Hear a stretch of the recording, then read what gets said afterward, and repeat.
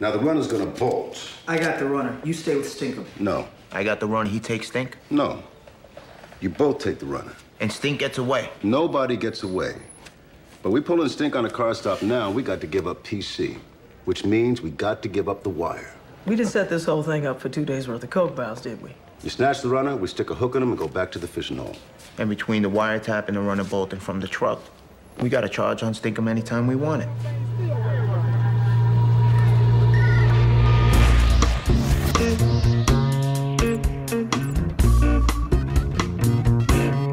Alex Cottrell and Toby Huntingford present Caught on the Wire.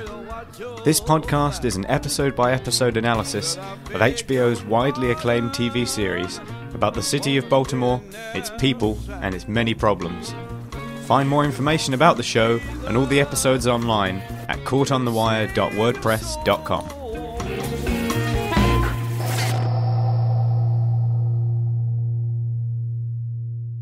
Hello, welcome to Caught on the Wire. We're back after a little week hiatus. I'm Toby Huntingford, as always joined by Alex Cottrell. We're here this week to discuss and analyse episode 7 of season 1, One Arrest. And again, something to get very excited about because every episode of The Wire is always a great episode. How are you feeling today, Alex? Are you raring to go? Yes, I am feeling a lot better than I was in the last podcast where I was doing a rather nasty amount of coughing, which I very surreptitiously edited out.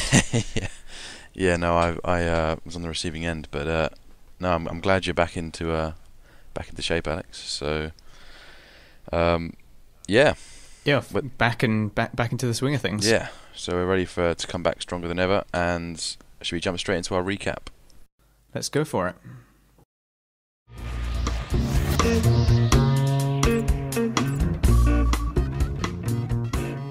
So, episode 7, One Arrest. There's not as many trails here as there were in the last episode. This one's a little bit more easily compartmentalised. But as with the one before, I think I do some of the smaller stuff at the end rather than just in chronological order. Yeah. So we start off with number 1, which is Prez and Freeman decrypt messages over the wire and identify a resupply where they can arrest the package carrier but leave Stinkum, who is the driver, to let him go in order to preserve the wire. And after chasing the kid around the pit and arresting him, he turns out to be Kevin Johnston, which is the kid blinded by Prez in episode 2. So yeah, little train of events there. Yeah, no, it's clear that there's been like a big kind of time movement ahead here, isn't there? With the opening scene, and they're getting to grips with their slang and lingo, etc., which is a great scene. I think all the coding that we see is insanely clever, really. But what they show of us, kind of with Stringer in later seasons, it all seems very feasible that this level of caution kind of would run through the Barksdales. And Stringer, as a character, really justifies that level of caution that they bring to the table. So it's great. It seems interesting that all of the people involved in the organisation, right down to the, not quite the hoppers, but, the lieutenants, like they're able to follow this fairly complex code, I mean, it's quite impressive how well they crack it. Yeah, definitely. But that in turn also shows that it is quite clever and, Yeah, I mean, it's interesting that they're able to. We know it might have been interesting to see them teach the code to them in a way, but that would have obviously spoiled the premise of discovering the code. But yeah, definitely. I mean, it's clear that Stringer's the mastermind behind it all. But as you say, the fact that these hoppers are able to have the discipline to stick with it most of the time is very impressive, and it just speaks to the idea that that they're just depicting humans here, not dumb versus clever. It's just a case of different strokes, really. So it's very nice. And it highlights the nature of the fact that it's called The Game. But I think sometimes, that word symbolism, you have to not forget the actual symbolism of that word, in that it is really a game, that they're playing this game with these codes. They're trying to outwit their enemies and gain strategy. Like, it kind of highlights the nature of the game as a concept. Yeah, and feeds very nicely into our epigraph as well, I think. The idea of everyone having a code.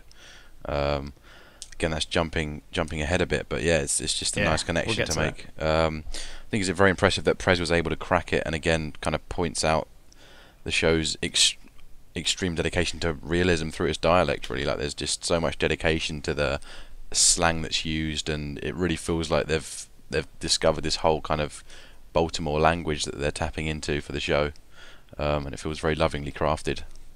It seems like that, and it shows that even right on your own doorstep, there can be an entire section of culture that you know nothing about. Like, yeah. So it's, I don't know. I don't really know much about Baltimore as a city in terms of metrics. Like, is it quite a large American city? You're the city expert here. Yeah, no, it used to be. I mean, it's a lot of the show's all about the history, and Baltimore very much used to be an important place, and still is an important place. But it used to be in the top 10 U.S. cities. You know, as a huge porting or port hub, and that's gradually declining as we see from season 2. But yeah, it's still a sizable city. It's still a good 750,000 or 2/3 but it's just decaying, unfortunately. Too much industrial decline, population exodus, and the people who are left behind are the ones who don't really have any social mobility, and they're just sort of stuck having to find their own jobs in the ghetto. So and a lot of the other population are the ones that are mobile and living in the suburbs, and for them it's just it's your average American city. It's a nice place. So yeah, it's a shame what's happened to it, really. It's kind of a small scale Detroit almost. So yeah, I wanted to highlight again another really nice bit of photography going on in the very opening shot, where we see a lot of frames within frames. The actual main section of the screen is blocked by a framing of the scene, which is in turn is broken up into a window frame and a door frame, through which we see Prez and Freeman, decrypting the messages, and then there's a couple of others with them. There's is Sidner and Greg's with them. Yeah, there's bloody hell. That's a lot of frames, isn't it? I've never really considered that. So it's the whole shot is just broken up into lots of. So the main scene is framed, then the characters themselves are framed, and then there's things like screens and stuff inside. I think there's like screens and stuff inside the frames themselves. There's all these frames within frames. Like it's somewhat suggestive of unlayering, peeling back the layers of the code of the street and everything. Like, I mean, that's just an interpretation. It's but great, yeah. I thought it's just a really beautiful shot, and it's very commonly used in The Wire. There's a lot of very blotting out an entire section of the whole screen just to frame a character in a particular way. I think we talked about it in an earlier episode where Rules was framed in such a way as to almost be monolithic compared to Landsman when he was talking to him. Yeah, it kind of created this masterful feel about Rules, and yeah, it's just I really do like the way that The Wire is shot. Definitely, no, that's a very nice observation. It's very much you that looks into those things. It's just a very evocative opening shot. Yeah, it's just really I do really like it when a show sort of jumps to a scene, or even just starts straight from the off with something that's just a very evocative shot. Really captures something about the show, no matter how simple, just immediately, purely by its visual aesthetic. Yeah, that's a great trait for any show to have. And that really boxy original detail office under the city hall is very kind of apt for doing that, isn't it? With all its weird compartments and small little boxes. Yeah, it's a very nice observation. It feels almost like a little shop of horrors or something in a way. Yeah, it never feels like the comfortable place, does it? But it's their little base that we learn to love over time. I wonder if they even went to the extent of still having the gunshot mark in the wall where Prez shot it. Gonna have to look out for that and see, because talk about The Wire's attention to detail. Did they go that deep? That's what I want to know. That's a very, very good point. Maybe they, never chose to focus on that bit of wall again, just in case someone tripped them up on this occasion, as we are now. So, yeah, that's nice. I like the backtracking there. That's some Wire-esque attention to detail. Yeah. So, meta. Yeah, definitely. What else was included in that bit? It was also have we done the bit where they jump on Kevin? Is that right? Yeah, I also added the bit about them leaving Stinkham in the car and then chasing the baggage carrier and chasing him around the pit and arresting him. That's right. So it's kind of the first real piece of structured action, I think, in the show. I mean, there was that kind of 2 a.m. field interview stuff, but this kind of is a bit more of a run and grab scene. And now that they've got close to the street with the surveillance, it really feels like we're able to get some of those scenes, and they're quite satisfying. I can remember one that was similarly satisfying out in season 2 when they're kind of tailing trucks out of the docks. But yeah, it's nice to occasionally get a little slice of action, because I think that's one of the big criticisms that's thrown at the show, is that it's just all talk and there's not quite enough meat to get your teeth into in terms of action. But there's clearly some nice scenes here, and the one where they go around chasing after Kevin's a great one, all the way through the low rises. So it's pretty nice. And considering The Wire's approach to background music, or lack thereof, as the case may be, it felt like, as that scene in the pit was going on, where they're chasing Kevin around, trying to catch him and everything, it did feel like the phantom of the Benny Hill theme was present, because there was this almost comical chase, and then you've got like D'Angelo and Bodie and everyone just like watching, just kind of like cheering them on. It was almost like a game. Yeah. I mean, again, going back to the game, and then obviously there's the Batman and Robin reference later on, and it was kind of a nice move, because you see in that scene that it's almost a little bit ridiculous. It's almost a little bit, the heroes chase the bad guys. It kind of, it had a certain comedic quality to it for me when I watched it. No, definitely no. I definitely. It was very surreal. I mean, for all the reality of the show, something about it was still surreal. Yeah. And not in a bad way. That's not a criticism. No, you just kind of felt the apathy of the drug dealers towards the police completely, and their laughter kind of completely summed it up. And it felt very, and they got him, and they were just like, "Oh, damn," as if like the other team had scored or something. It was so good. One arrest for the police, 0 for trivial for the dudes. So, yeah. I guess Prez kind of then had to face the guilt of his pistol whipping again, didn't he? When Kevin Johnson. He does kind of sit rather pathetically in that room, just kind of hiding away. He has to go and confide in Daniels for a little bit. At least he didn't try to shoot him or finish the job. Like. Yeah. Prez has another moment of madness, and Yeah, it certainly tense, wasn't it? I mean, as Daniels does, he kind of takes responsibility for all the people in his detail. So, therefore, he still kind of feels that Kevin's blindness is self-inflicted, I guess, from him. So I thought it was quite touching that he offers him kind of a direct line out of the ghetto. Yet we see that it's the last thing someone like Kevin would want, and you kind of can't blame Kevin for the lack of trust that he has with the police. So it was, again, a nice way of summing up the relationship there between the two sides, and developing both Prez and Daniels further, and just bringing back the whole pistol whipping thing. It's kind of nice that they did kind of tie that thread off. And it didn't feel like a cheap bit of backtracking. It didn't feel too forced. Yeah. But it was. I didn't find it unbelievable. I've read. I read somewhere there was some criticism leveled at this episode that bringing Kevin Johnston back was a bit contrived. But I didn't feel that way when I watched it again. So for you, it wasn't as bad as Herc and Carver turning up at the boys' village as Bodie, hitchhikes his way out, sort of thing. Yeah, that was again another one of those moments where it was sometimes that element of surrealism is there to hammer home how important these issues are, and that even in real life they are surreal. But in that moment, maybe it was a bit too far. That was maybe a little bit too much of a coincidence. Yeah, no, definitely. Yeah. So shall I move on to there we number go? 2? I think that covers the first strand. Yeah, please move on. Okay, so Rawls pressures Sant'Angelo further with an ultimatum. So information on McNulty and about his actions, or clearing an unsolved case that same day. So as a joke, and hearing about this, Landsman leads Sant'Angelo to the psychic Madame LaRue, and eventually Sant'Angelo manages to solve the case, though not the one that he planned to, thanks to Bunk and Omar. And after realising how close he came to serious trouble and how it was avoided thanks to others rather than himself, Sant'Angelo decides to tell Jimmy that Rawls is after him. Touching.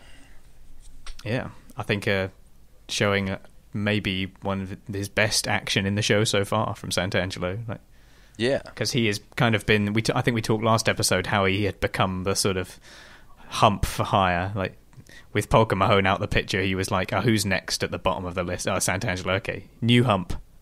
Yeah, Yeah, pretty much. It's nice though. I mean, it's the most Santangelo heavy episode I think The Wire ever does. Yeah. It was a strange little side story of Madame LaRue. It felt for me a little bit like a kind of episodic style detour that The Sopranos would do in one of its early seasons. It's kind of a bit of a, what funny side story can we have our slightly foolish character get roped into this week? Sort of thing that, like, you know, you can imagine Tony and Paulie playing a joke on Silvio or something, and it kind of it just had that feel to it. It was a bit unusual and experimental. It didn't quite feel like The Wire, but it was quite nice, and it ingeniously does turn out to be important. You kind of think it's going nowhere, and then right at the end, it is a piece that matters, which is nice. And it does push, as you say, Sanny to go and side with McNulty over rules.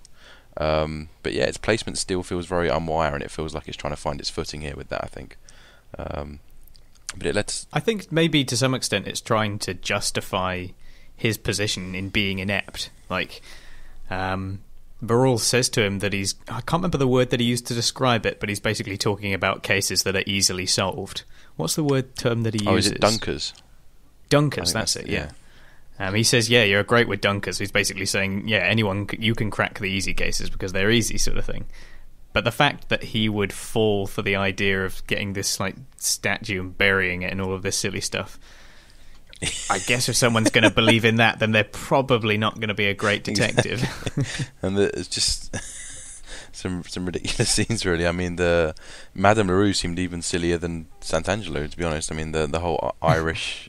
You know, you're Irish, right? And it's just ridiculous. But with all the blocks on the floor and everything, like it's just a bit crazy. But fair enough. I mean, Landsman's a very persuasive guy, and he sold her very well. So you can kind of see him running into it, I guess. Well, those kind of like serious jokes, as it were, i.e., the consequences can be serious. They seem to be common enough.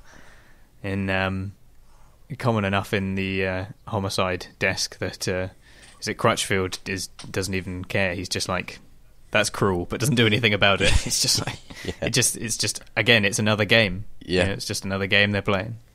Yeah, definitely. There's not much mercy in the world, is there? Not in the world they're depicting. Yeah, is there anything else to that? I guess we learn that Rules is still on McNulty's case like fire. We kind of see Rules playing the game beautifully, expertly, as he always does, swindling Sanny.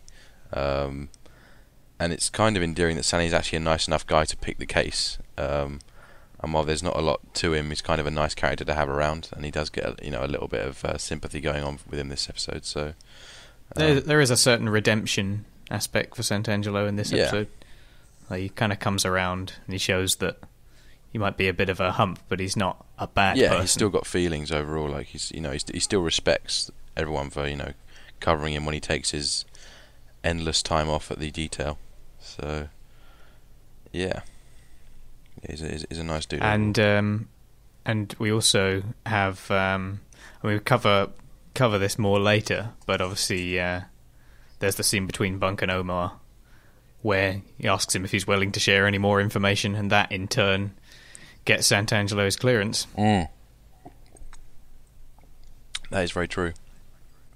So there's all sorts of factors at play here, none of which Santangelo is very much responsible for, but he reaps the benefits unbeknownst to him. I think earlier in the episode as well, before Santangelo tells Jimmy that Rules is after him, Santangelo leaves. He has to leave the detail room. I think he said he's actually on his way to go and speak to Rules, I think, at that point. Yeah. And Jimmy kind of calls him an arsehole after he leaves.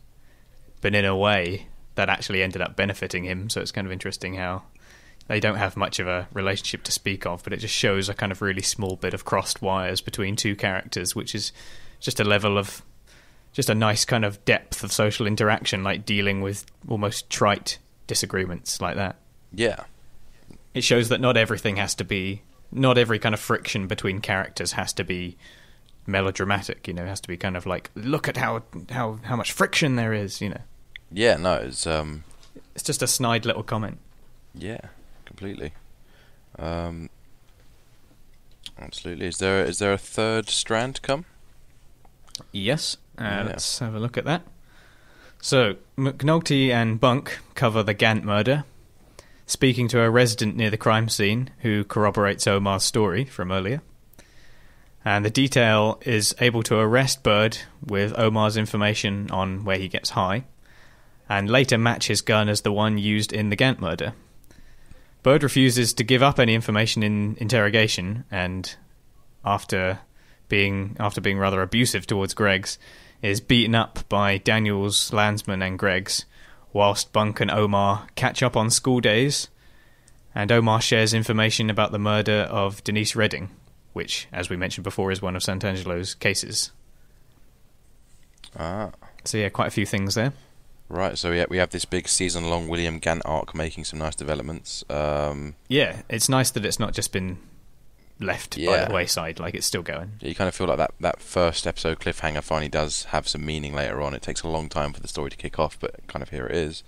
And we get, so is it between the witness they find and Omar kind of putting himself in as an eyewitness they have, and the match on the gun, that's like enough evidence to lock up Bird, right? I think that's it. So they kind of have their three ways. It's nice that you get every detail of the arrest, kind of the investigation, so that we can see exactly how it all works and pieces together.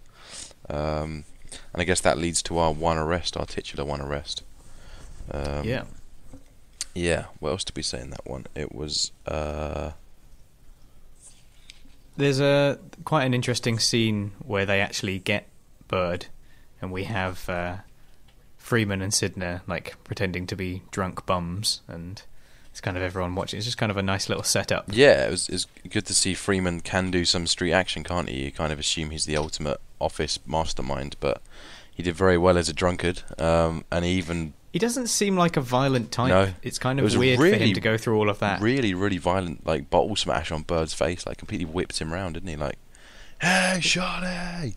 It's kind of It's passed me by in a way all the times that I've watched it, but when I watched it this time, I kind of thought, as a first-time viewer, we've kind of seen Freeman as this, the house cat who's knowledgeable and treats everyone like they were, he were their father, and then all of a sudden he's like proper smashing this guy over the head with a bottle. Like it's very sudden. Yeah, it doesn't.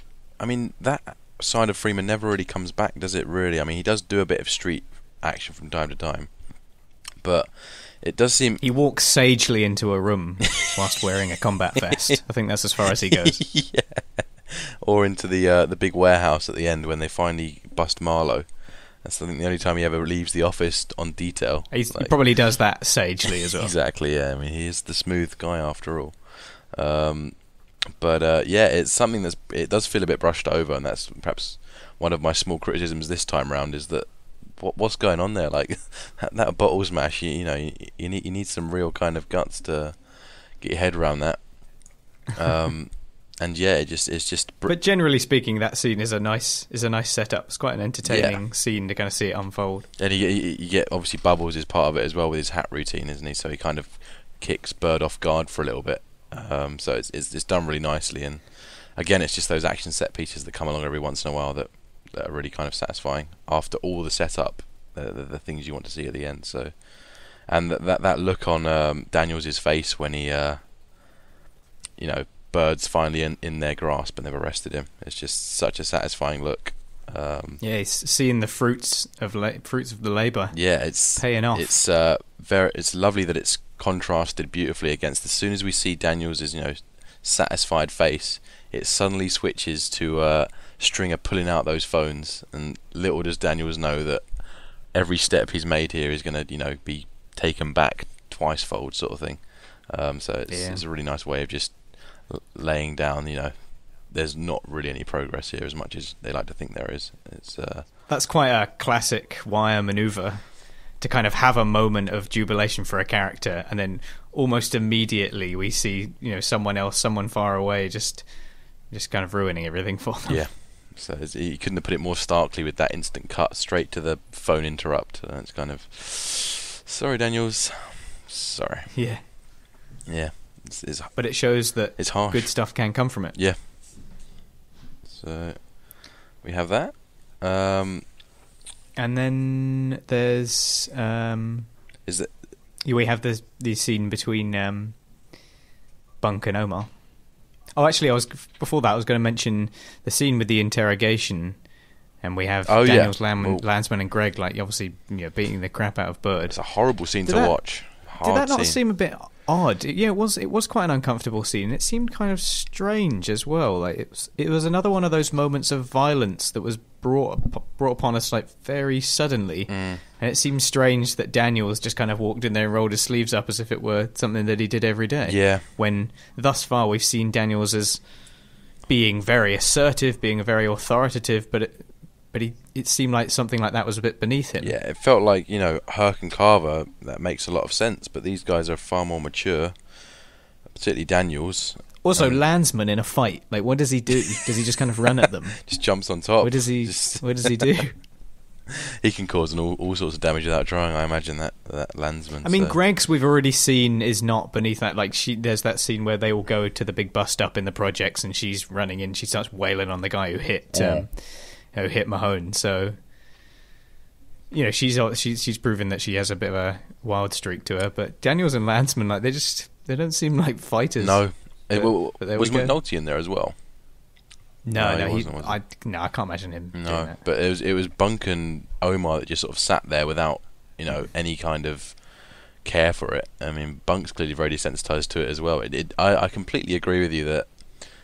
For the second time in the episode, the violence just didn't quite seem right. It didn't seem justified, and it never comes back. And it just felt a bit immature for what we know about these characters. The slam dunk for them is the arrest. There's no glory in the actual kind of.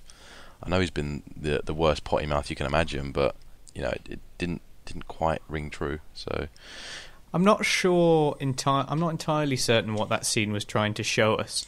Like, it felt like it was just a bit of an equalizer. It was just trying to be like, oh, and here's the police doing something bad. Yeah, it's like just it didn't feel very subtle. It didn't feel very like it wasn't very effective. It just ended up as uncomfortable. Yeah. But not in a way that suggested something to the plot and the narrative.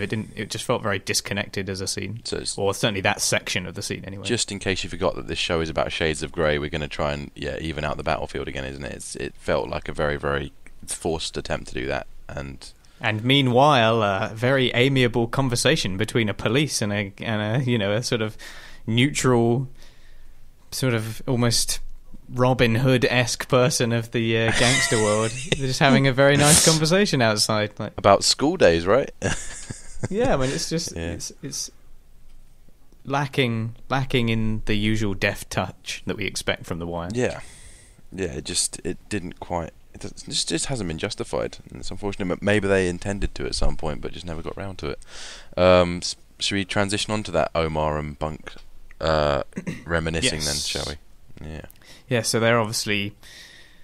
Turns out that they went to school together, and that kind of gives them a bit of a ground for not friendship, but a certain understanding between them, and eventually that obviously leads to Omar sharing a bit of information, which again kind of goes back on the whole. Said he's not going to snitch on anyone. I think he's just kind of like, I don't know. We all know he never meant that, though. I mean, as the convention defier, he needs to snitch as much as he pleases, really. But it just seems like maybe it's an intentionally kind of, they're not trying to make characters flawless, but it's obviously a somewhat hypocritical mood for him to talk about having codes and following this self-assigned role. And then to say something in what appears to be in all seriousness when we see it in the scene, and then to just almost immediately defy that and then continue to for the next episode as well. Yeah. No, it is a strange one, but I think with Brandon on the off, the guy's just got no limits really, and I guess his code ultimately is, ain't never going to put my gun on no citizen, and locking up your enemies isn't exactly breaching that code. So no, it's not exactly a grave. It's not grave error. For Omar. It's not a grave error. It certainly doesn't compromise what we know about him, sort of thing. So I think it feels quite justified, really, and it's nice that he does. He has a code. He has a code, but he is still opportunistic. Yeah. I guess that's the nature of his job in a way. Right? Yeah, but obviously smash and grab. That's right. Yeah. So Number 4. yeah, whack it on. Okay, so Johnny is freed from his possession charges and enters a treatment program which he attends with Bubbles. Johnny sees the meeting as a hassle, but Bubbles is encouraged by the speaker Waylon, and later they are seen getting high, which somewhat contravenes the whole meeting that they just did. So yeah, Johnny obviously freed from his possession charges thanks to Bubbles calling in a favour from Greg's. And kind of, again, we see, a major problem in the system, really. I mean, Johnny, we understand that Bubbles is calling on a favour and, we empathise with these characters. But on the other hand, from a somewhat less, impassioned view, you can see that this is a major flaw in the system if someone who is committing crime after crime, and like we've seen Johnny get arrested multiple times, and he just gets away with it again. Yeah, and it just adds to just my... walks free. Fuels my hate of the character completely. Yeah, he's very hard character to feel sorry for, and I don't think it's really the intention of the show to try and make you feel sorry for him. Not at all. So it's purely because Bubbles is involved with the police that he gets to walk free, and despite that, Johnny constantly rejects, getting close to the police, just because there's this ingrained code that he can't really think around. He's not just intelligent enough to think around it. So it's very frustrating to watch, and he can't see what's saving him. And so he just goes and pleads guilty and promises to get himself clean. So very frustrating, and then even more frustrating following Waylon's chat that they just go straight back to it. It's so matter of fact, isn't it? Cut to a grotty vacant apartment and just smoke in the air and needles back in the arms. It's just another day in the life. There's that 24 hours that Bubbles suggested he might have was just it's just because he wanted it rather than because he could do it. So yeah, it's it is in a sense a very truthful depiction of heroin addiction. Like, it's not they're not just going to have that one. I think if they'd had one meeting and Bubbles suddenly renounced it, that would have been a bit too saccharine. Sort of, he has this great revelation. But, like you say, they just go straight back into it. And that is the way it is. You can say you want to quit all you want, but you can't think yourself into a better situation. No. Bubbles has actually got to make the step. But at the same time, we do see a certain contrition, I suppose, in his attachment to it. Like, he sees that maybe there could be a better way. I think it's the closest that we've got to anything like that so far. Yeah, it was nice when clearly the crunch point was when the guy said, "Do you have either 24 hours or was it a severe desire to live or something like that?" That's it. Yeah. You clearly see Bubbles' brain sort of whirring and contemplating morality, and decides, I'm gonna step up to this. And as soon as he's out the door, Johnny just lures him right back, and it's kind of sad, but it's one of. And he sees all of these people that he knows from the street, and he says, I thought these people were dead. Yeah, I haven't seen some of these faces in so long. I thought they were dead. Like, that's quite a way to introduce a culture to someone, isn't it? Like, yeah, if someone goes off the radar, they're definitely dead. They're definitely ODing. Like, it's just kind of a. And it perhaps for Bubbles, it attests to the effectiveness of the meetings, the program. I guess that's another reason why it encouraged him to go up and take the 24-hour. Badge. Yeah. Or what is it, a key ring? Something like that? Yeah, it's like mustard seed keychains, I think they're called. It's very like Christian heavy kind of symbolism. It's a bit like a little ribbon that you put onto your keys. So all right. Yeah. And then of course I guess we better mention the first appearance of Waylon, or Steve Earle. Yeah, we obviously see him again later on. Yeah, and he sings the season 5, or he performs the season 5 theme tune, doesn't he? That's right, yeah. Which I think is one of the best, actually. I know it's that's the great thing about the theme tunes, is they're very controversial. I mean, everyone's got their favourite, but all five. Well, they're not that controversial. Well, they're just pieces of music. In terms of like choosing a favourite, I think they're all very closely contested. From what I've seen on the forums, etc. Definitely. But yeah, he does season 5. Steve Earle, he's quite an established kind of blues artist, isn't he? Really, over in the south. So it's clearly quite a nice guy to get onto the show, and it's a great speech that he gives, and you can tell they've been waiting to shove it in at some point. I think it really feels like a landmark speech that David wanted in there, and more character actor stuff. Steve Earle is himself a recovering heroin addict, and that line at the end was, "I've got one more hire me, but not one more recovery." It kind of all speaks from the heart, really. So it's really, really nice and quite touching moment. Yeah, it's also quite sad to think that although he is acting, he's probably just recalling personal experience more than anything. Yeah. So there's a lot of quite heavy emotional layers to that scene. Definitely. Very, very sobering. Yes, it's the way he kind of like personifies the addiction. That, you know, it goes out there and does press ups, waiting for me to come and take it back again. It's all very much puts it into perspective. Yeah, it's a good scene. Possibly one of the best in the episode. So yeah. Is there any? I was going to say that one, but anyway, we'll leave that for when we get to that section. Keep jumping ahead. Do apologise. Is there any more bubble stuff? I mean, there's the bit where Johnny gets arrested. Nothing particularly special, is it? Yeah. He kind of has his good luck, and then he has his bad luck. Yeah. You know, it's classic Johnny. I don't think it's bad luck. I think it's just very, very bad judgment. He's one of the few characters who just never learns. So. Yeah, that's a good point. Actually, it is framed. I mean, certainly Bubbles sees it as, you know, he just can't really get a break or anything. But I think you're right. It's more the fact that he is incompetent and that he can't even see his own problems. You know, he's almost like meant to be this character piece for the city of Baltimore itself. Like, can't even see its own issues and claims to want to get better and just doesn't do anything about it. Yeah, perfect. So, and therefore he becomes perhaps the most frustrating character, particularly for me. So. He is very frustrating. Okay, have you got is it number 5 now? Yep, up to number 5. So the pit is closed on Avon's orders after Stinkum is mysteriously let go when the package was caught. And during this time that it's closed, Orlando approaches D'Angelo with a proposition to sell cocaine from New Orleans.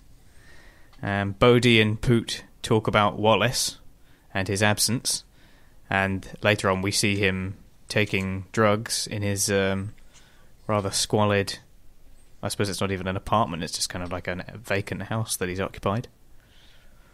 And Stringer orders that the payphones in the pit be ripped out. Yeah. So yeah, a bit of downtime in the pit, but there's always things going on. Yeah, so there we have it. There wasn't too much low-rises stuff in this episode. Orlando steps up. He had a big role in the corner on the other side of the tracks, really.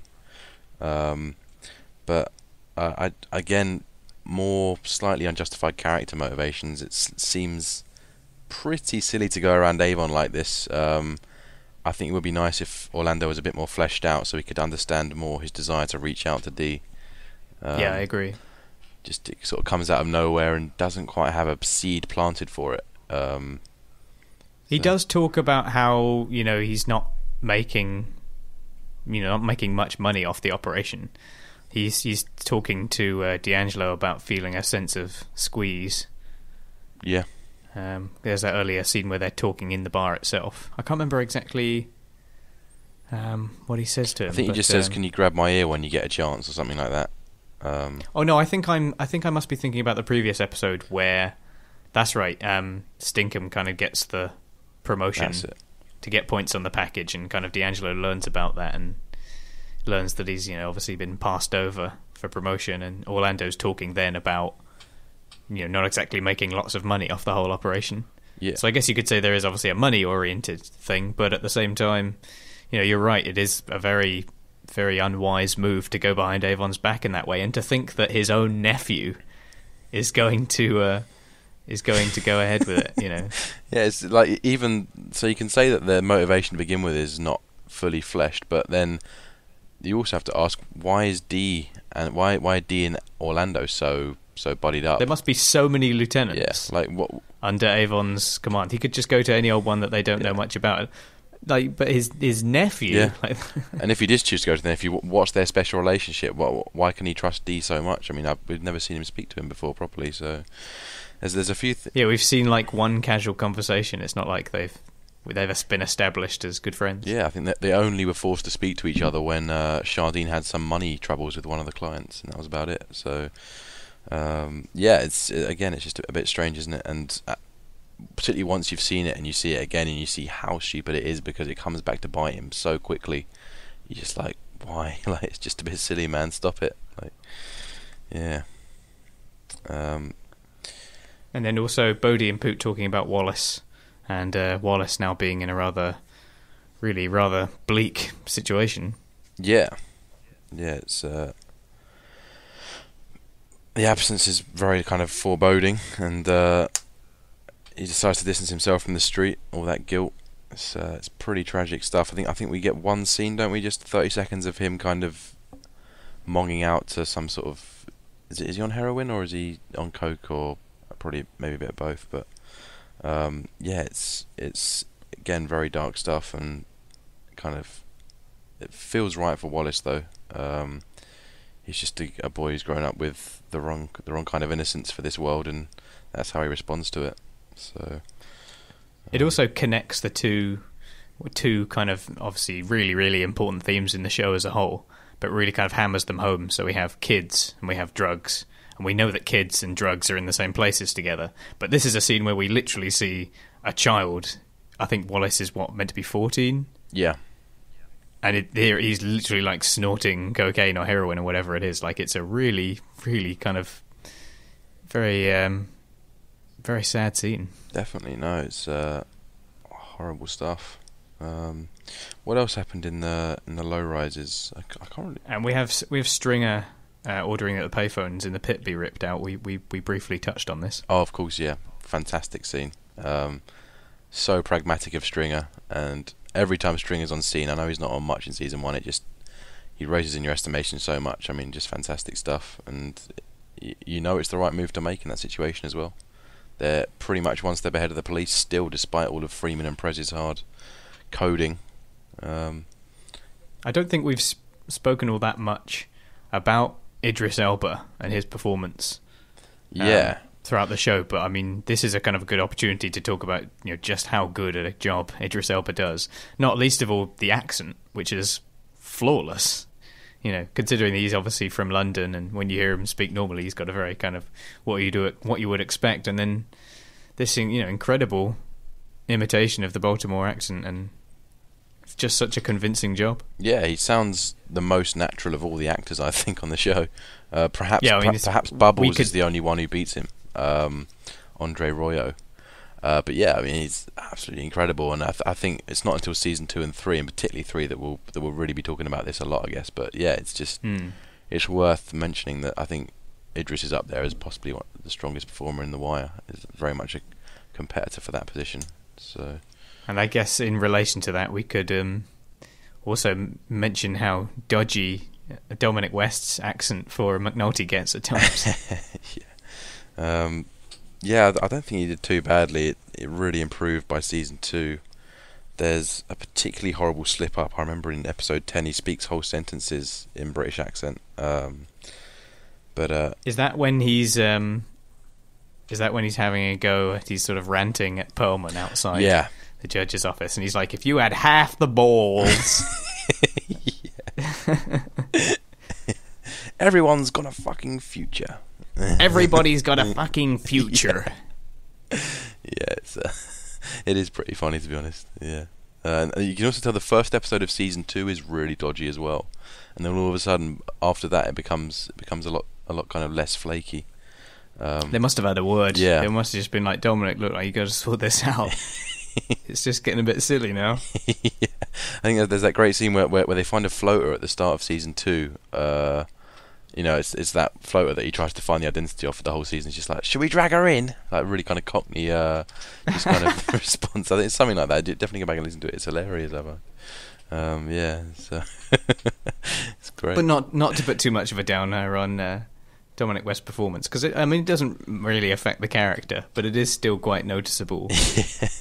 Kind of the fact that it does take him a little while to slip into a more natural sounding accent. Yeah, it takes him a while, but that's kind of just adds another layer of discussion, really. Particularly when I think the show tried to poke fun at it when they brought about the whole faking a British thing late in season 2. That is funny. Like, it's great. That is funny, that scene. You have Dominic West playing a person from Baltimore who is playing a person from Britain. Just this sort of layered impression. It's just... And he actually does it perfectly. Yeah, it's exactly what you'd expect fantastic. A bad impersonator to do. So, it kind of rights all the wrongs he's done before, that he nails that fake accent. So... yeah, that is a brilliant moment. Very, very cleverly done, and shows that the writers, haven't just kind of brushed over McNulty's accent and just tried to forget about it. Like that, they know that it's there and it's kind of jarring. But yeah, we come to that scene much later. Yeah, that's a big chunk of season hopping. We should get back on track. Should we move on to the next one? Yeah, please do. So, speaking of thing, we were talking about Phelan earlier. The friendship between Judge Phelan and McNulty seems a little strained when the judge signs off on the continued wiretaps, where he criticises his grammar. Very weird but scene. Otherwise, yeah, it is a bit of an odd one. But otherwise, signs off on the tap and allows them to continue for another 30 days. But later, he worries that Jimmy no longer trusts him after the murdered witness story hit the papers, and tries to console the detective with more support. So obviously we have Phelan and McNulty and Perlman in this scene, and Judge Phelan being a bit of a creep. Yeah. And Jimmy sulking for having his handiwork criticised. Yeah, it's just... What, from you? Yeah. As a...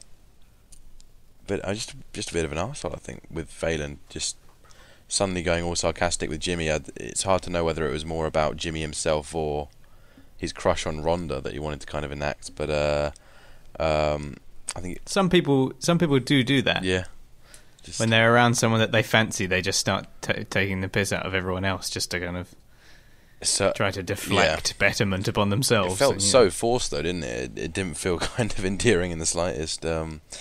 It wasn't like it was an established trait of Phelan's. Exactly, yeah. If this is the case, then we're learning it for the first time here. Even Rhonda would have seen through it. And it's kind of summed up when McNulty says he worries more about those who claim to love him than those who don't. But it's perhaps fair to say that Phelan is passionate about and thankful for the case that McNulty's brought him, but unadmiring of him from a basic level of stupidity and self-preservation that he has no concept of it. So he's kind of perhaps a bit torn with him, and that's kind of where it's coming from. And then he predicts that Rhonda will be in Judge's robes. I think it's a 4-year overestimate. Little does he know that he vastly underestimates the speed of her promotion. Yeah, it's only, 2008? So yeah, it's only 4 years away. Or 6 years even, sorry. And then we get that pretty horrid scene afterwards where he talks about wanting to throw a fuck into her. Just with a nice sort of lean back in the chair with a big stretch. Which is an unusual phrase. It's not one I've heard before. Throwing a fuck. It's just pretty gruesome. I mean, Phelan, I expected better of you, but there we go. You showed your true colours. Is he saying that he does want to give a flying fuck? Whatever, it's open to interpretation here. Because throwing suggests some moment of being airborne. And that sounds rather uncomfortable. It's just graphic. Graphic for the sake of graphic. Yeah. Anyway, I don't think there's too much else to say about that scene. It is a bit of an odd. It's just a strange one, isn't it? It's a bit all over the place. And then we also have not only Phelan, who reveals kind of misogynistic, sexually deviant characteristics, but we have McNulty and Bunk's first pickup scene, I think, in the bar. Yes. Which also includes... I was gonna mention that later. Okay, We'll do it later then. Go for it.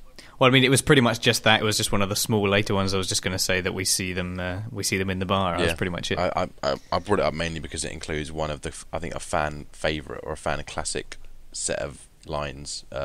Yeah. I'm sure you know what I'm talking about. Yeah, it's something that I've never really understood. It's kind of funny, but I'm pretty sure it's a conversation that Ed Burns had with one of his partners on the job that stuck with him ever since, and they were just waiting to insert it out of their kind of out of their personal library of phrases. So I think it's a word for word quote from the book. Yeah, the Homicide by David Simon, which in turn was taken from I think an exchange he obviously observed with Ed Burns or something like that. So it's clearly something that he feels very close to his heart with. It's a bit of a strange one. I think they should be praised for their drunk acting. Yeah, which is actually pretty good. Their level of drunkenness, like when you see people being drunk in TV shows and whatnot, they're usually sort of drunk enough to be obviously drunk, but to still kind of operate within some sense of normalcy.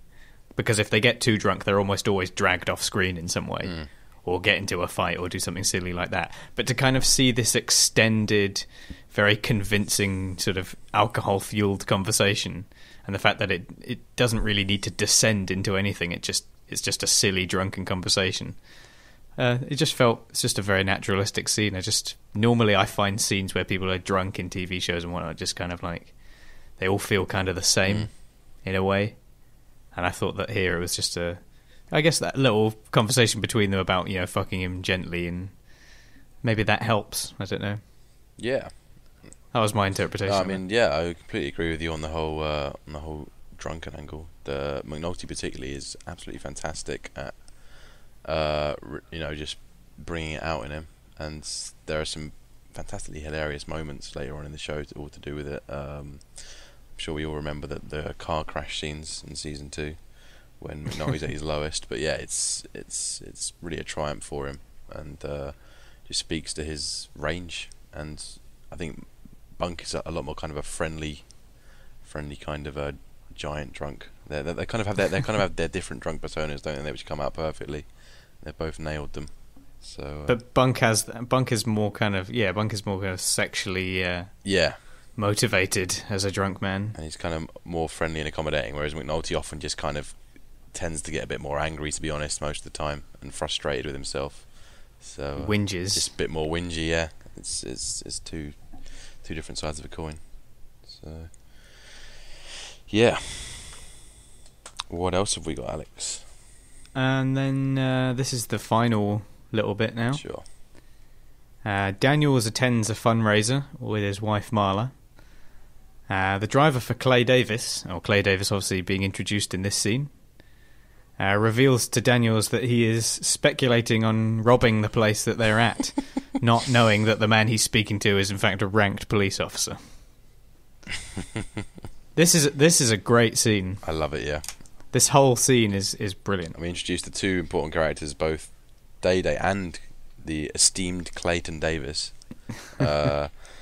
We don't get to hear that catchphrase for a little while. No, that's not even season 3. I think season 4 that it first appears its head. Believe it or not. No, it's got to be season 3 because doesn't he say it when he's with Stringer at one point? I think it might. Yeah, I think there's one little time where it's kind of it's only half a second though, so it's not typically, It's not. It has to pass the second threshold. It's not a full version. Pass the second threshold. I know the first time that it's properly used is when Sidney comes to talk about Sphinx Club and hand him the summons, and you get that. That's the kind of famously YouTubed, edited and remixed all over the shot one. Which is just speaking of which, I did find a very funny. I don't know if I sent it to you, but I found a very funny video where someone took that famous scene where he's like, think I'm going to be a scapegoat for the whole damn machine. That scene, someone has taken that and like put it through a vocoder. It's absolutely fantastic. Okay, bloody hell. We'll have to. I'm gonna have to send that to you. We'll have to send it to the website, perhaps. Put it on. I'm gonna post the video on the website. Yeah. CaughtonTheWire.wordpress.com. First thing you'll see is that video. What an introduction. I can't wait. On the scene, though, Yeah, back to the scene. Back to the scene. I had enough fun for one day. It's straight after that bar scene, so we instantly get a contrast of evening entertainments, and McNulty and Bunk with their drunken selves, whilst Marla is shipping Daniels out with her to play good at the fundraiser. I think is it the mayor's fundraiser? I think it's clearly someone very, very important. It's a ridiculous house. It's like people on the mayor's ticket, Yeah. or people sort of, contributors to the campaign and whatnot. Yeah. So it's one of the first glances at the wealthy spectrum of home life, and I always love a scene that shows us that because they're so rare in The Wire. So they always provide something quite interesting. I guess it would have been nice to have seen Royce, because Royce was definitely in office during season 1, according to the show's chronology. But I guess they hadn't quite nailed who he was yet, or casted him, or whatever. But yeah, that's one of the connections. I mean, it's funny that they never mention his name, do they, until he is established as a character in season 3. It's just the mayor. So but he's mentioned a lot, and there was a really, really nice scene, which I think shows kind of how great the show is with things like exposition, with when Burrell and Daniels go and have a chat. And Clay Davis's introduction is great because it's kind of beautifully constructed with those campaign posters versus photo arrays line. They kind of merge together, which is a very it's quite dark. Yeah, it's oddly knowing for Burrell, and it's also a very clever way to deliver an exposition dump, because most shows would have opted for a canned scene where Clay introduces himself, but the little quiz that Burrell sets for Daniels not only sheds light on Clay, who he is, but it also says a lot about the exclusivity of knowledge, like connectivity when it comes to the high ranks of governance. So Daniels hasn't a clue who anyone is beyond the mayor, but we see that Burrell practically makes it his hobby to learn who everyone is, and he ensures that he kisses all the right haunches to ensure efficient passage through his career, sort of thing. So it's a really nice way to deal with a lot of character shows in one scene. So. It's good that they do a little bit extra to establish Daniel's political inexperience, because we've kind of had it mentioned before that he doesn't really play the favours game as much. So, when he does ask rules for a favour, it's quite pointed. It's quite, okay, yes, I'm going to start playing your game now by asking for favours and whatnot. Yeah. So in this example, he doesn't know who Clay is. He's not really tuned in to that political game on that level. So, it demonstrates that when it comes to having suction, as it is often referred to, it just continues to assert that Daniels really isn't on that level, politically speaking. Yeah, and I guess at that level of your career, you wouldn't have much need to or much desire to. I guess it depends on how depends how far you want to go. How ambitious you are, but yeah, for Daniels, it's still more about the work than it is about the career, and it feels about right for him. So the Burrell and Daniels exchange is great. I thought it was fantastic. So it is more about the work, but I mean, the moment he gets any kind of chance of promotion, I mean, it's not like he doesn't protest at all. No, like no. Just, I mean, he's fast I think there is entirely, isn't he? Yeah, there is a certain idea that maybe he's meant to be a bit more modest about it or whatever, but his actions speak very clearly. He is offered the position and he takes it. Yeah. Right. There's also the Day, pretty hilarious. I mean, oh yeah, of course. If you want to go for this, I mean, bit, I haven't got much. I suppose we should mention this scene because it is a very funny scene. I mostly go by Lieutenant. Yeah. That'll work. It's the fact that he kind of puts on the whole charade, right? And he has so little interest it's so funny. in the sport as well. Orioles winning. It's just kind of, yeah. It's just. But in a way, he almost seems more comfortable. Yeah. In that scene, he seems a little tense when he's out there with all of the bigwigs, but he steps into the room where the sport's going on, the drivers are all hanging out, and he seems relaxed. Yeah. And although it is obviously an act to some extent, we see that he is a bit more at home in that environment. Yeah, until Day starts popping out with "Ooh, I'd love to crack this here crib." It's just kind of. It's just. That's a really kind of. Like, would you really go to a place of that importance with the people of that standing wandering around? He has no idea who Daniels is at that point. And it's just like, yes, I am thinking of robbing this place. I don't know. I think the episode's defined by some odd character choices, isn't it? There's a few that we've picked up on here, and There's some strange ones in this Day episode. Day gets a free pass for just being hilarious, though. So Yeah. he's on the Chappelle Show a lot as kind of this one of the extras. So I think he's known. And how do they do that handshake? It's like they kind of click each other's fingers or something. It's very. I can't work out how that works. It's clever. Yeah, it's strange. You'd have thought that they might have come from quite different walks of life, Day Day and Daniels as well, and they wouldn't have been able to kind of bond over that kind of handshake. But maybe that's how it goes. Maybe it's the driver's handshake. Cedric Daniels is nothing if not cool. So he just nails it first time round. Yeah. So yeah. But yeah, that's kind of everything. That's I'm just seeing if there's anything everything. that I left off. Really, I don't think there is. Yeah, is there any extra things you want to throw in? Yeah, I was going to mention the scene where Freeman goes into is playing undercover, and just it's one of our first looks at the insides of the shops in the ghetto, and we see just how harsh they are, and it's not even just a case of a bulletproof glass. They have to install a swivel serving window, and it just it talks about just such a culture of evil and apathy is entrenched in these streets, and it's kind of horrible to see, really.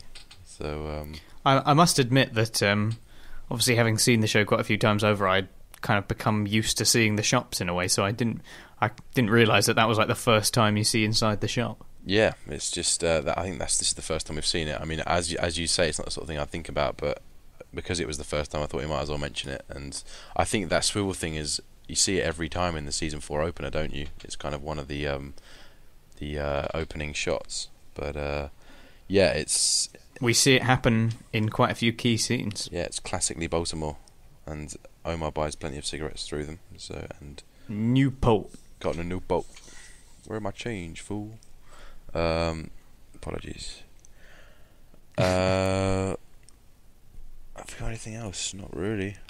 Just Bird is just a bit mental. Oh, there is actually one interesting thing that we didn't mention in the scene with Phelan, McNulty, and Perlman. And that's that Rhonda Perlman lists, she's talking about the assets that the Barksdale crew have, and she mentions the funeral home. She says that they have a funeral home, which is obviously what we see later on, which is where they later turn to have their meets and whatnot when they leave the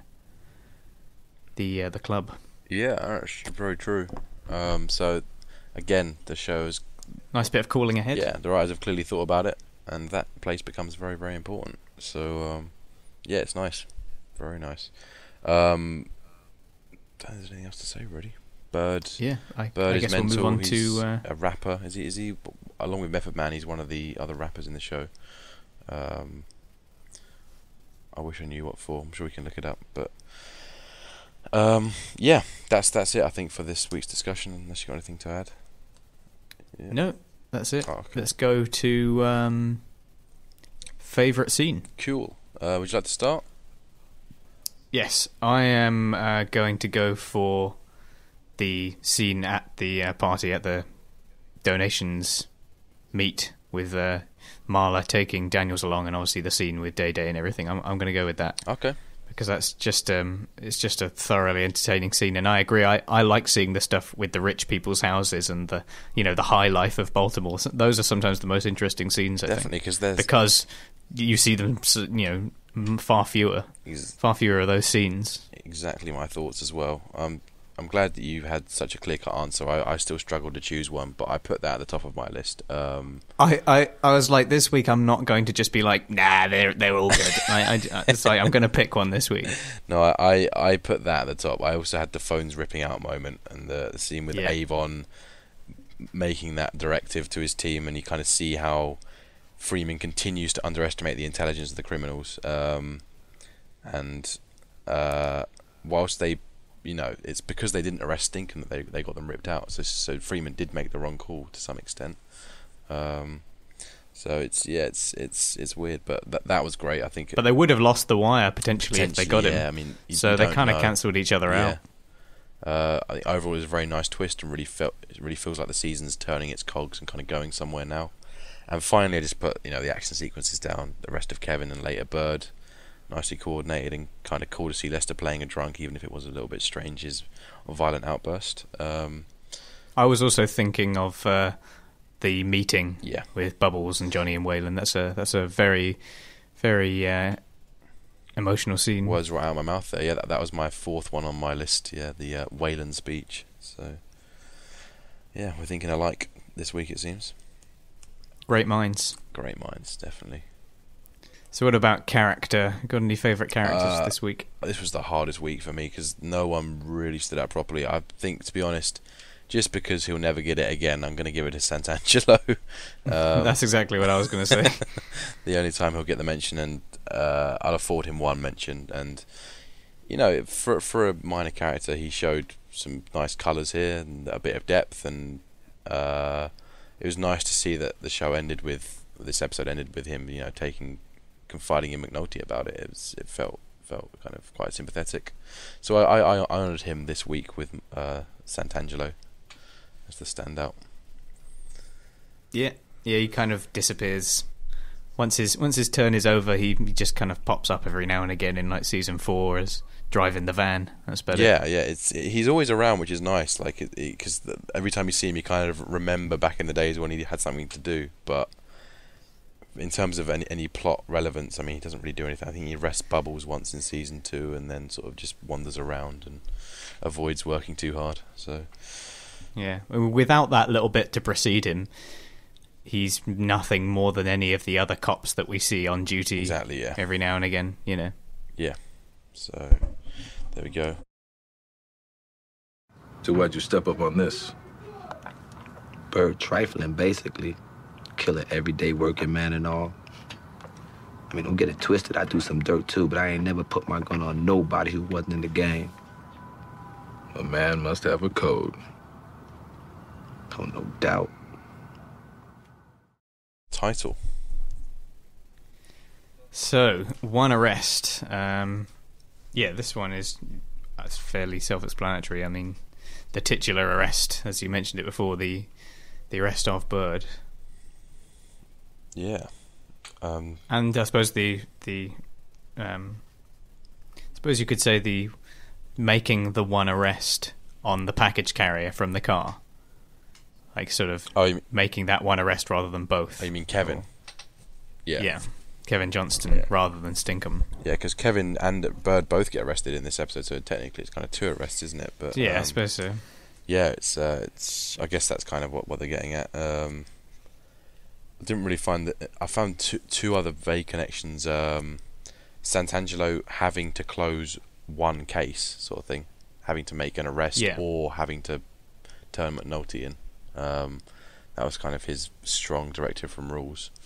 And then one thing that kind of occurred to me earlier when we were talking about the game is just the idea that one arrest is almost like a point in a sport. You know, it's kind of 1-0 sort of thing. And it kind of, you know, it's a nice almost way to look at it as a game. So, yeah, that's kind of what I came up with. And we have one more section. Yeah, that's pretty much all I can think about for the title. Yeah, these season 1 titles are definitely the hardest, I think. Yeah. So I guess we'll move on to the epigraph. Yeah. Which is a man must have a code, so says Bunk, and is obviously later repeated. Well, much later repeated by Omar. Yeah, that is true. It's just a phrase that runs, well, it doesn't run rampant through the show, but its meaning runs rampant through the show. Yeah, codes, I mean, you know. Yeah. Plenty of codes in this episode alone. Right from the very first scene. And, you know, it's particularly relevant to the Barksdales, I think. You know, they adhere to strict codes in order to operate efficiently and cautiously, and, for example, they're not allowed to say names on the phone. I mean, Stinkham breaks that this very episode, so you kind of see the things that they're doing, and then you get people like Johnny who refuse to break their non-snitching codes, just even though the police get them, you know, even though their relationship to the police gets them busted out of jail. It's just stuff like that, really, isn't it? And sort of personal codes, obviously, as well. Omar's code is the most obvious one, but we we also see Daniels and his code. You mentioned it earlier about him wanting to do right by Kevin and wanting to accept that responsibility from his team. That's kind of Daniels' code. Yeah. And then Santangelo, I suppose, kind of breaks his code with rules. There's that certain kind of like connection between them where they're supposed to be working together, and Rules wants to have this code with Santangelo, but he obviously ends up breaking it. That's a fairly tenuous one, I admit, but no, it's a nice connection nonetheless. Yeah. Well, there we go. Before we actually finish up, unless there's anything else you want to. No, I think that's another week done and dusted. But before we finish up, I just remembered that there's something I need to redact that I said in the first episode, where I talked about there being a shot outside the police building and how we never really see it again. Oh, yeah. There is a shot of the police building in this episode, and I realised it this time when I watched it. So I must admit my mistake on this one. There is actually a shot of the police building in this episode. Well, there we go. I wonder if anyone noticed. And I'd never seen it before. Number of times I've seen this episode. This must be, the 6th, 7th time I watched this episode now? Yeah. Just never noticed it before. Well, there you go. All those subtleties. Despite how many times you watch it. So much rewatch value, you know? Yeah, well, there we go. Statement redacted. That's why I think, in a way, it doesn't, it doesn't matter that we're doing this podcast so long after the show has ended, because, even when you watch it now, there's still stuff, little things you spot that you can talk about. Yeah, definitely. So perfect. Yeah, I accept that redaction. Excellent.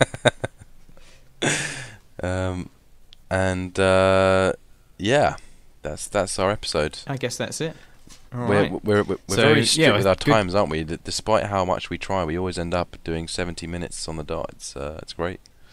So. Yeah, we've been doing pretty well. And we not planned it to really be this length. It's always the same happened. length. It's quite nice, actually. So, bring on more. So yeah, nice to be back as well after our short week break. Yeah. There we go. And we'll be back with you next week. Yes. Assuming all goes well with episode 8 lessons. Yeah. So. But yes, you can check out all the podcasts. You can download the podcast and get a link to our YouTube channel. And you can see all that information on caughtonthewire.wordpress.com. And you can get in contact with us at caughtonthewire@gmail.com. I feel like a bit of a tape recorder every time I say that. Got to be said. But yeah, that's it for episode 7, and we will see you next week. What you know about Baltimore? What you know about Baltimore? Baltimore. What you know about Baltimore? What you know about Baltimore?